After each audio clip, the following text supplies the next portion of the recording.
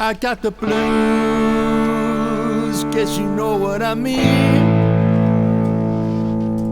Every morning, every night, I turn out the light. Hello everybody and welcome once again to another podcast right here of Wirral Blues Club with myself, Ian Boyle, and the ever-present Richmond Dutton. Hello Richmond, how are you? Hello Ian, I'm very, very well, thank you. Another week. Are we going to make it shorter this week? Definitely. I've got a barbecue to light anyway. Have you? Yes. It's barbecue weather, isn't it? It certainly is, yeah, for once, yeah. Actually, it's a bit like the deep south, actually, the weather out there. Hot, humid, and some good music. Yeah. Well, there will be at the barbecue anyway.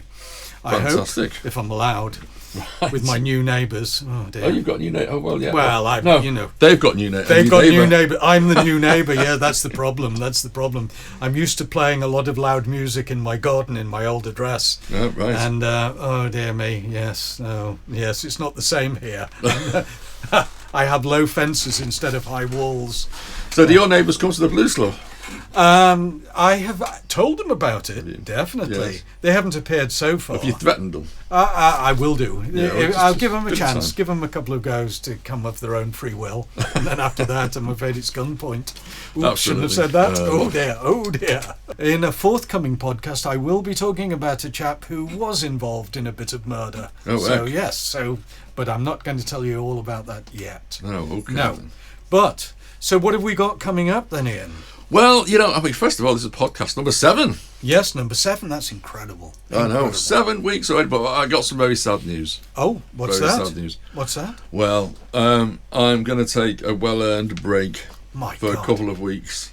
Can that be allowed? There will be no podcast for the next couple of weeks. Oh, no. I told you it was sad, didn't I? It is sad. I'm very, very sad. Yes. I'm very, very sad. So having a quick break, just for a couple of weeks. Yep. And then we will be back. But good. The good news is... What's the good news? Special news going on here. Yeah. 27th of September, that's this month. Yes. We are starting Wirral Blues Club's first ever blues workshops. Oh, of course. How blues brilliant. Workshops, yes. I meant to talk to you about this, Ian, but I'll talk to you about it now. Well, why not? Tell us all about it. Well, on the 27th of September, it's going to be held at Mayor Hall. Yes, in Bebington. And I think from about 6:30. So it's all about the blues. Excellent. They are workshops. So we're going to be doing harmonica for beginners. Blues harmonica for beginners. Yep. So if you ever thought that you want to play the blues in any way, then this might be the ideal thing for you. So harmonica for beginners. So you need to buy a harmonica in the key of C. If you check out our website, then we will be able to point you in the right direction of that. Superb. So what day is the 27th? It's a Wednesday evening. A Wednesday. Right, lovely. evening. So we're going to be having 4 of these. Yep. 4 of these, and I think it's going to be the last Wednesday of every month up until December, which I think that will be slightly earlier because Christmas, obviously. Yeah. So that'll probably be like the second Wednesday in December, but we're still waiting on confirmation on that date. So I think it's going to be the last Wednesday of each month. Right. Okay. That sounds good. And how much does this cost? Well, it's obviously, it can't be cheap, can it? Because obviously, if it's quality, it can't be cheap. If I'm passing on all this knowledge, you can't just Of course you can't. So no, can I afford it? So basically, we have to hire the venue, and so there's going to be a small charge to get in, an admin charge of £3. Is that all? £3, yeah. I can't believe that. Well, hopefully, there'll be enough people to cover the cost of the venue. Yeah. Turn up, and so hopefully that'll cover the cost of the venue and maybe even tea and biscuits. Well, but I will say that really, if you are playing harmonica, you shouldn't be really eating tea and biscuits. No. I can imagine all those little square holes being clogged up with soggy biscuit. Oh God, the thought. I seem to have. I remember being given a harmonica when I was about 5 years old by an auntie for Christmas, and I'm sure I gummed it up with all sorts of ghastly things, sweets and chocolate, melted chocolate. That's why they don't work very well. Honestly, that's why I wasn't. Yeah, so I never became the great harmonica player that I thought I would be. Yeah. In fact, I'm not a harmonica player at all. But I'm going to come along to the blues workshop, and I'm going to have a go. Excellent. Definitely. So definitely. the other side of it is blues guitar. Oh, right. Okay, so now blues guitar workshop again. It's not going to be. This isn't for complete beginners. It's not for complete beginners. Yeah. But it's people who are beginners. Yes. Okay, so for instance, you're going to need a guitar Right. to start with. Hopefully, Yes. preferably, maybe an electric guitar. But if it's any acoustic guitar, that's what you've got. That's what you've got. Yeah. But an electric guitar would be useful. Yes. And so you need to be able to play a few basic chords. Yes. So if you can play a few basic chords, that's because most people they buy a guitar and can play a few basic chords, Yeah.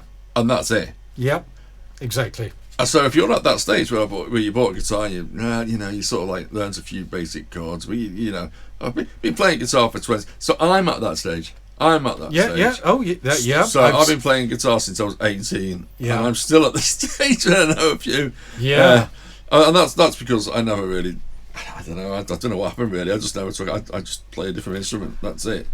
Well, the guitars are so difficult to transport, aren't they? Especially in a lorry.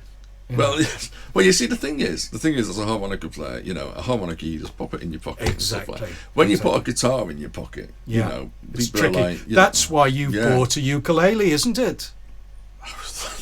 Because that will fit in your pocket. Yes, this man has got a ukulele. The man who I heard slag off ukuleles. It's a good job I know how to edit this, isn't it? I love it. I love Right. it. Yes. Super. Anyway, so I've got you, but we're not doing ukulele lessons. Oh, no, that's thank a shame. God, no. Yes. But so those are the people. So this is the thing. So there's going to be four. There's going to be 4 workshops. Okay, so Is that like 2 harmonica, 2 guitar? no. Four workshops. One in September, 1 October, 1 Right. November, 1 December. Yeah. And then in January, Yes. all the stuff that you've learned, Yeah. you're going to be taking it out onto the Wirral Blues Club stage. No. So, yes, seriously, My taking God. it out onto the Wirral Blues Club stage. Scary. And you're going to be jamming it out in front of an audience. Wow. My God. Right. Well, that's an admirable project. Yes, so that's what's going to be happening. So I'm going to be putting events up soon. So pretty good, really. And then more news. Go on. So the jam that I'm talking about Yes. in January Yes. is going to be the Wirral Blues Club annual blues jam. Wow. Yeah. So this is a new thing. This will be it's an annual blues jam. Yep. In January, straight after Christmas. Get Yep. Christmas, New Year out the way, Yeah. and we want everybody who plays guitar or keyboards or whatever they play to come down on that day, and we'll get them up on stage, and we're going to have a proper jam. Fantastic. Yeah, That is really good. could be quite chaotic. I think it could be. I think it easily could be. Yeah. So we're gonna, but there is a bit of a caveat. It is by invite only. Ah. Okay. Well, not by invite, by application, really. Application. You need to let us know that you're coming. Absolutely. In 'Cause the competition. Yeah. It's going to be done properly. If you want to come and play with a blues club, it's going to be promoted. Yep. Okay. Your name is going to be promoted. You're Yeah. you're on the bill. Yep. Wow. So it's just going to be promoted the same way as we promote every other event. Superb. And so that's what we're going to do. But more details to follow on the annual blues jam, because we need to finish off our plans on that. Yeah. We like to announce things before we work out how it's going to work. It's the best way. Because It forces you into doing it. So how exciting is all this? I think that's great. Yeah, yes. Yeah. And what about what bands are coming up in the Blues Club next month? Next month, Who have we right? got? Okay, goodness me. Because So it's a double header, isn't it? double whammy in October. Yeah. Goodness me, I don't know what I'm going to do with myself. No. Acoustic blues. What is the next one? So Yep. that's what it's all about. Acoustic. So we've got Dave Spate, Yeah. Master Bluesman. Yeah. I'll say Absolutely. this, Master Bluesman, Yeah. coming all the way from Yorkshire somewhere. Yup. Good. Yes, because they're big on blues in Yorkshire. They are. Yes, Well yes. known. Everybody knows that. Exactly. Of course they do. Yeah. Yeah. So top class blues, man. It's acoustic blues, and it's going to be brilliant. Can you imagine the thing that what I love about acoustic blues, Yeah. especially in Thornton Huff, is because we've got the incredible acoustics in the place. It's superb, isn't it? Yeah, and it's a nice cosy venue, and it's ideal, isn't it? It's And the ideal. atmosphere and the sound Yeah. of individuals playing acoustic, and so when you've got so many of the quality that we're talking about, Yeah. it's Yeah. going to be great. Now, Yeah. just as a support artist, Yes. Ethelred's Bluesmen aren't supporting this gig. Oh. No, they're not in support. They're having a week off. Oh wow! Another you're having 2 weeks off anyway. Yeah, I know. And then I'm not going to be playing that gig either. Wow. That's And just so one life of luxury for you, Ian. Tell me about it. Yeah. So we've got the fantastic Phil Chisnell. Oh, right. Phil Chisnell, Yes. who would be the headline act anywhere. Yeah. Headline act anywhere. He's so good, so good. Phil is going to be the support act. Fantastic. Another brilliant acoustic man. Yeah. Well, that'll be an interesting evening, to say the least. And yeah. not only that, but we have award-winning harmonica player Sammy Boy Wilkinson once again. Oh, wow. Who is coming to? He's going to be supporting Phil. Yep. Right. He's going to be supporting Phil with some songs as well. So. That's brilliant. Right. Yeah. Well, what a lineup Absolutely. of acoustic blues, especially after the mayhem. Yeah. The mayhem of the Hexmen. Of the Hex. Oh my goodness, that was so good though, wasn't it? Weren't they incredible? Absolutely. I'd go and see them anywhere. But best of all to see them at Wirral Blues Club, of course. Well, absolutely. I mean, yeah. No, they were stunning, weren't they? And I don't know how you described them, but I described them as explosive. Yeah. High octane, they say. High octane, that's it. Yes, I suppose so. High octane and set on fire at the same time. Yeah, they were great. Absolutely great. Quite a shock. The problem I've had all along is when since we booked the Hexmen for the Blues Club is I've not been able to explain to people what sort of blues kind of music they are. Absolutely, I can understand that. I can understand that. You have to be there, I think. They are one of the most individual bands I know of the genre. Yep. And the genre, you could say, they are only loosely in the genre, perhaps. I don't know, because there's undertones of I don't know, I think there's undertones of rock and undertones of punk and there is. Undertones of something else completely out of this world. Absolutely. Not of this world. Indeed. But they blend it together so well. Yeah. It is a sound. Yeah. And it doesn't matter what they're playing. You could always say, that's the Hexmen, couldn't you? Yeah. It's not just like, they have their own sound. And this is why they're one of my favourite bands, because of that. Yeah. Because I couldn't name another band. Say, the Hexmen are just like exactly, because they're not. No, they're not. They're not. And it's not just the music they play; it's their on-stage presence. Yes. I think, which is makes a difference too. Disturbing, I'd call it at times. And they got a standing ovation, and so it was hard for them to leave, wasn't it? Yeah. You know, I think with plenty of complaints from local residents. I know. The thing. No, we didn't get any complaints. So but it does. It's it sort of sets the standards. And you know what? We get application after application after application of people wanting to come and play with a blues club. Yep. And we review, and I admit, there's a lot of bands there that are sending applications in, and I've never heard of them, not seen them anything, and so a lot of them are very good. Yes. A lot of them are very good. Yeah. A lot of them I think that's a bit samey, a bit, sure. And so there's all sorts of, and of course, are there any YouTube videos that they're sending us and things? So it's very difficult to tell. Of course it is. Yeah. But for me, you see, with the acts that we promote at the Blues Club, we want to see something a bit different. We want them to be doing a bespoke set, especially for Wirral Blues Club. Exactly. It's a concert. Yes, it is. It is. It's exactly that. Yeah. Yeah. No, fantastic. I really had a great time. Yeah. Struggled a bit with the quiz, but generally speaking, had a good time. Why did you struggle with the quiz? Well, I think I was heckled by Hexmen for a start. Heckled by Hexmen. There's a which caused me oh yes, and then a certain member organizer of Wirral Blues Club handed me only one of the 2 sheets. Oh, that was me, that. The quiz. Oh, yes, so it was, Ian. I forgot. And so I only gave you the second half of the quiz. The second half. And that caused me to miss out one of the questions, which threw the answers out for everybody.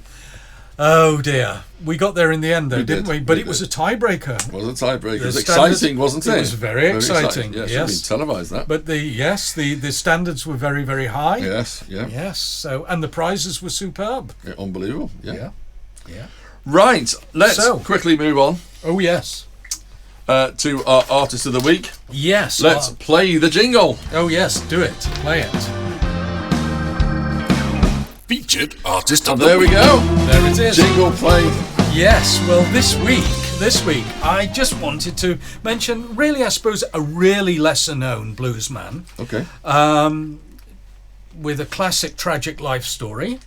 Early guy, born in 1898. That means he's even older than you. He is actually, by a couple of years. But, he claimed to be born in Africa. Oh. Right. Actually, he was born in Georgia in the USA in 1898. And his name was Peter Joe Clayton, better known as Dr. or Doc Clayton.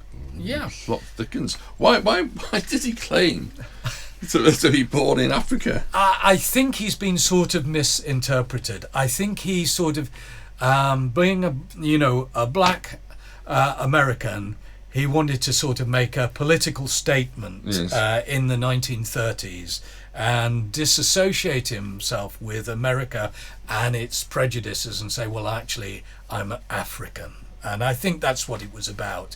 I don't think he really believed he was born in Africa at all. No.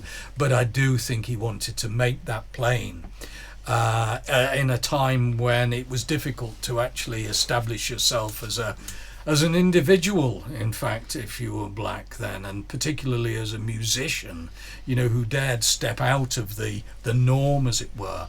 He came from a working class background, as so many of these guys did, in Georgia. They moved to St. Louis when he was a child. He moved to Chicago. Now, why did he move to Chicago? Because there was work there. What was his work? He worked in a factory, but he always wanted to be a singer, and he wanted to be a blues singer. And so in the evenings, he started, quite late in his life, in his 30s, to start singing in local clubs. Of course, those clubs were, black-only clubs. Yes. It was very, very difficult, really, to make a name for himself, but he was a good singer. Ooh. Sorry about that. Yeah. He married, he had 4 children, and a couple of years before he made his first recording, his whole family were wiped out in a house fire. Oh my God. And that was that. He became an alcoholic, no doubt as a consequence of that.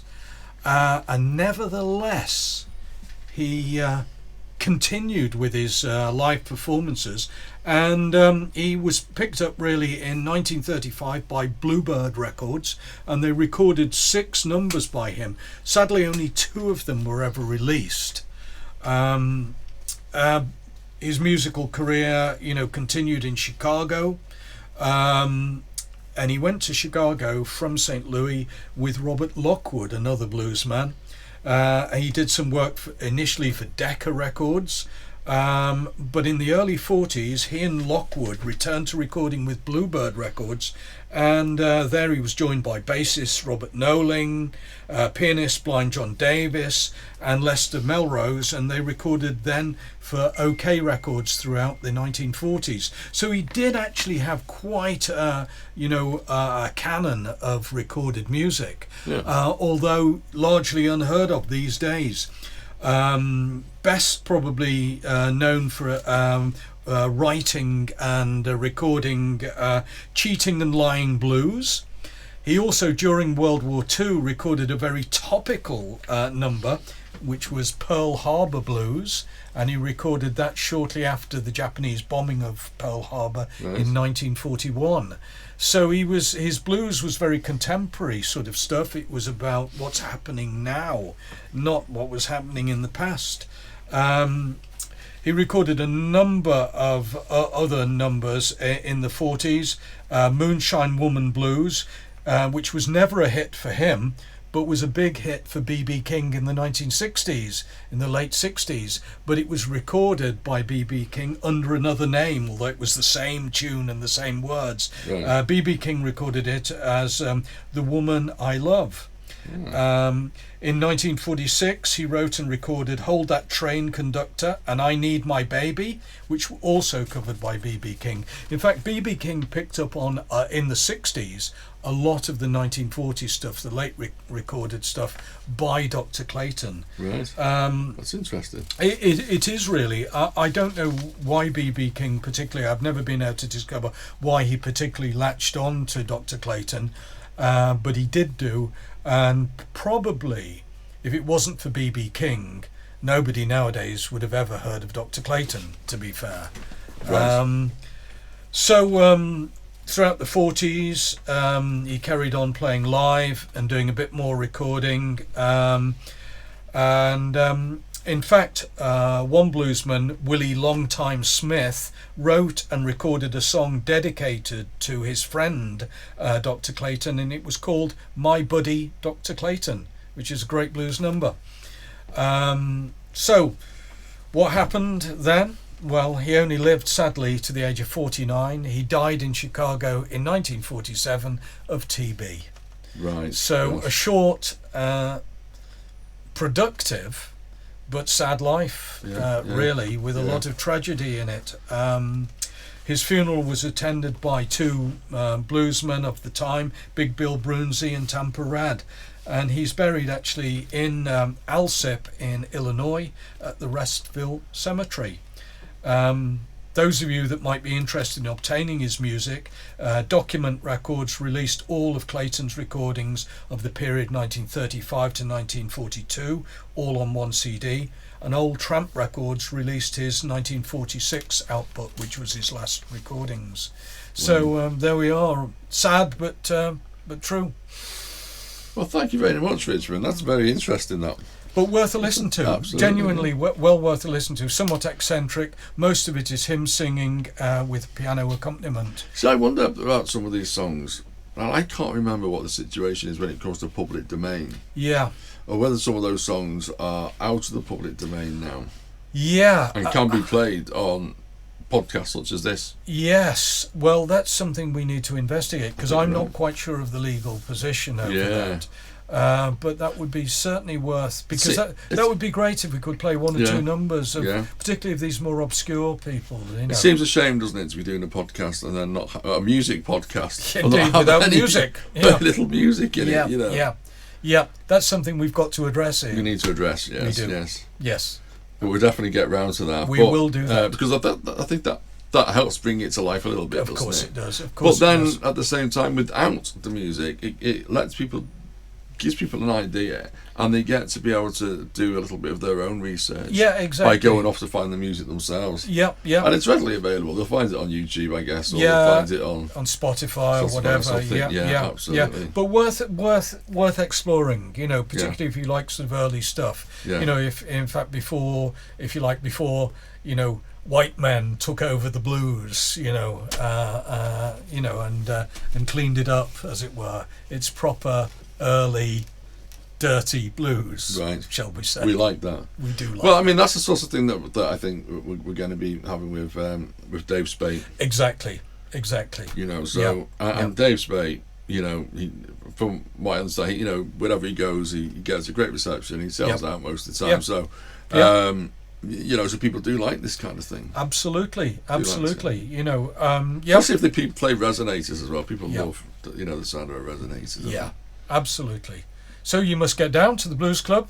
Yeah. In October. Yeah. And just one thing as well. We did say it's a double header in October. Yeah, of course. So we also have the fabulous Geraint Watkins. Yes, indeed. And the Mosquitoes. Yeah. Yes. So that's good. You don't need any repellent or anything with the No. It's not just like one bloke with all these, like, you know, doesn't wash very often or something. Or nothing like that. It's the name of the band. Yeah, absolutely. Yeah, so that's going to be great too. And of course, we have to advise you all, try and book your tickets online. Oh, absolutely. Because, we don't want a repeat of turning people away, do No, we hate that. We try to tell everybody, try to book online. And, you know, we on the very day, we still had tickets available. And so it wasn't until, for the Hexmen I'm talking about now, it wasn't until that morning where I had to take the tickets off sale and say there's going to be no admission on the door. Yeah.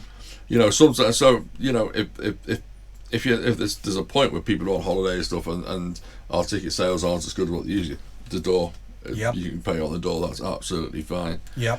But, you know, well, it's not worth taking the risk, is it? If you want to come, you know, if you say, oh yeah, I fancy that, just book your ticket, you know. Don't leave it to the last minute. Yeah, don't leave it to the last minute. I mean, my own sister, you know, forgot to book tickets, so she couldn't get in. Yeah, my own sister, you know. Yeah, she probably thought I'd book the tickets for her. Right. But I won't. Oh, fair enough. Anyway, so I'm glad we made it short of this podcast.